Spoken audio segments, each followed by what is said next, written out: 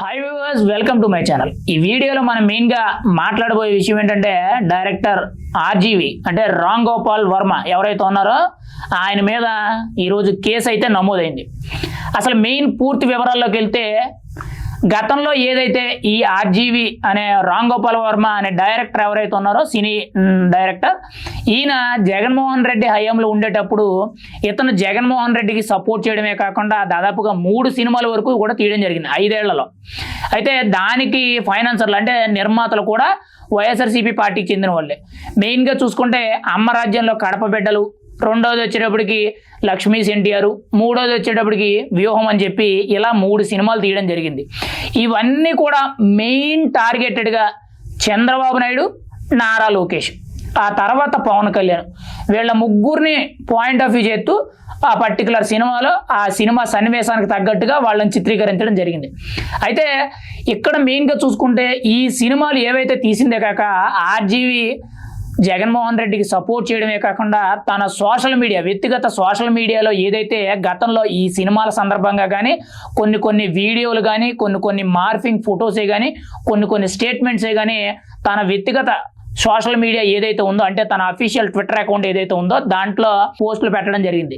ఇప్పుడు ఆల్రెడీ కూడా మీరు చూస్తున్నారు, ఆంధ్రప్రదేశ్ రాష్ట్రంలో కూటమి ప్రభుత్వ నాయకుల మీద గత 5 ఏళ్ళు ఎవరైతే తప్పుడు ప్రచారాలు, సోషల్ మీడియాను అడ్డం పెట్టుకుని అసభ్య ప్రచారాలు ఎవరైతే చేశారో వీళ్ళందరినీ కూడా టార్గెట్ చేస్తూ పవన్ కళ్యాణే కానీ, ఇటు హోంమంత్రి కానీ, ఇటు చంద్రబాబు నాయుడు కానీ వీళ్ళందరూ కూడా గట్టిగా పట్టుకొని ఎవరైతే ఈ సోషల్ మీడియాను అడ్డం పెట్టుకొని గత 5 ఏళ్ళు కూడా ఇప్పటికీ కూడా స్టిల్ రెచ్చిపోతున్నారో వీళ్ళందరి మీద కూడా ఉక్కుపాదం మోపే విధంగా చర్యలు తీసుకోవడం జరుగుతుంది.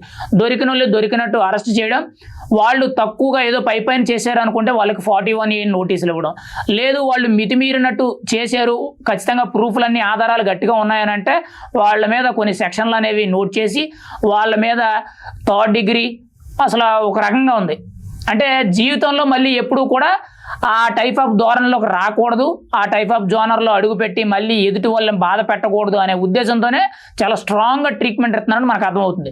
అయితే ఇదే నేపథ్యంలో చూసుకుంటే కేవలం వైఎస్ఆర్సీపీ సోషల్ మీడియా కార్యకర్తలు కానీ, పేటీఎం బ్యాచే కానీ వీళ్లే కాకుండా సినీ రంగానికి సంబంధించి కూడా మెయిన్గా శ్రీరెడ్డి కానీ, ఆర్జీవి కానీ, పోసాని కానీ ఇలా కొంతమంది కీలక నేతలు ఉన్నారు.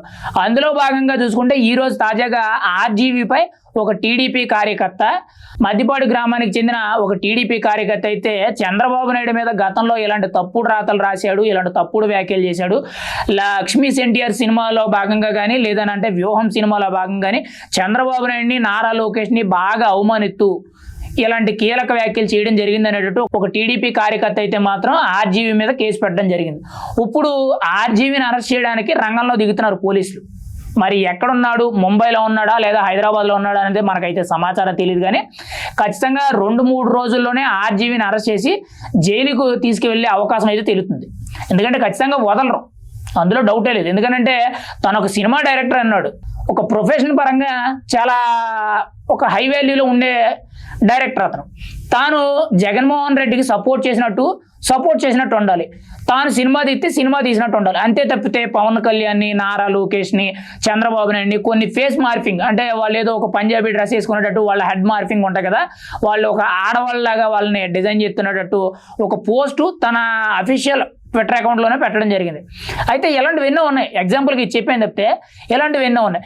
ఇవన్నీ కూడా ఉద్దేశించి ఈ టీడీపీ కార్యకర్త కేసు పెట్టడం జరిగింది. ఇప్పుడు పోలీసులందరూ కూడా జల్లెడ పట్టడం జరుగుతుంది. ఖచ్చితంగా 2-3 రోజుల్లో ఆర్జీవిని అరెస్ట్ చేయడం, జైలుకి తీసుకెళ్ళి అనకూడదు కానీ 2 మక్కలు ఎరగొట్టినా ఎరగొడతారు, అందులో డౌట్ లేదు. ఎందుకంటే తన యొక్క అర్హత అనేది మర్చిపోయి, తన యొక్క పొజిషన్ అనేది మర్చిపోయి ఆయన కూడా పోస్టులు చేయడం అనేది దురదృష్టకరం. యాక్చువల్లీ కాంట్రవర్సీలకి కేర్ ఆఫ్ అడ్రస్ అనేటట్టు ఆర్జీవి ఉంటాడు, అది సహజమే. కానీ ఏదైతే గత 5 ఏళ్ళు కూడా జగన్మోహన్ రెడ్డి అండతో ఇతను ఇష్టం వచ్చినట్టు ప్రవర్తించాడో అప్పటి నుంచి కూడా ఇతను కూడా చాలా మంది కూడా పాయింట్ ఆఫ్ అయిపోయాడు. అయితే ఎప్పుడైతే కూటమి ప్రభుత్వం అధికారంలోకి వచ్చిందో, ఎప్పుడైతే పవన్ కళ్యాణ్ 1 సైడ్గా లెగ్గగలిగాడో, ఇటు కూటమి అనేది అధికారంలోకి వచ్చి చంద్రబాబు నాయుడు సీఎం అయ్యాడో, ఇంకా ఆ రోజు నుంచి కూడా ఎవరి మీద కూడా ఒక పోస్ట్ కూడా పెట్టలేదు. అసలు రాజకీయాలకి నాకు సంబంధం లేదు, జగన్మోహన్ రెడ్డి అంటేనే నాకు తెలియదు అనేటట్టు వ్యవహరిస్తున్నాడు ఆయన.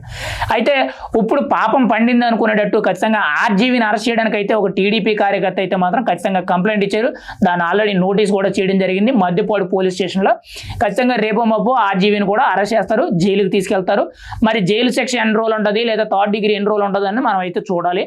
కానీ ఏదేమైనా కానీ తప్పు కాబట్టి తప్పు, విమర్శించడం వేరు, వ్యక్తిగత హావభావాలు కానీ కించపరిచినట్టు కానీ లేకపోతే అసభ్య పదజాలం కానీ ఇలాంటివన్నీ వాడడం కూడా తప్పు. కాబట్టి ఆల్రెడీ వైఎస్ఆర్సీపీ కార్యకర్తలు కానీ సోషల్ మీడియాలో కొంతమంది పేటీఎం బ్యాచ్ ఎవరైతే ఉన్నారో వీళ్ళందరూ కూడా ఇప్పుడు చాలా బాధపడుతున్నారు. ఎందుకంటే ఆ టార్చర్ ఎలా ఉంటుంది వీళ్ళకి అర్థమవుతుంది. గతంలో వీళ్ళు మానసికంగా వాళ్ళని బాధించేవారు, ఇప్పుడు వీళ్ళు డైరెక్ట్గా ఆ బాధ అనేది ఆ ఒంటికి తగిలే దెబ్బలను బట్టి వీళ్ళకి చాలా క్లియర్గా అర్థమవుతుంది. అనవసరంగా వాళ్ళ జోలికి వెళ్ళామేమో, అనవసరంగా ఎవరో ఇచ్చే డబ్బులకు మనం కక్కుర్తిపడి ఇలాంటి పనులు చేసామనేటట్టు వాళ్ళకు క్లారిటీ అవుతుంది. కానీ ఖచ్చితంగా రేపో మాపో ఆర్జీవీని కూడా అరెస్ట్ చేస్తారు. ఆ తర్వాత మెయిన్ టార్గెట్గా పోసాని, ఇతను ఇంతకంటే దారుణంగా మాట్లాడాడు. ఏకంగా పవన్ కళ్యాణ్ని మీడియా ముఖంగానే పచ్చి బూతులు తిట్టాడు. మరి ఇతనికి ఏ స్టైల్లో ట్రీట్మెంట్ ఉండదు అనేది మనం అయితే చూడాలి.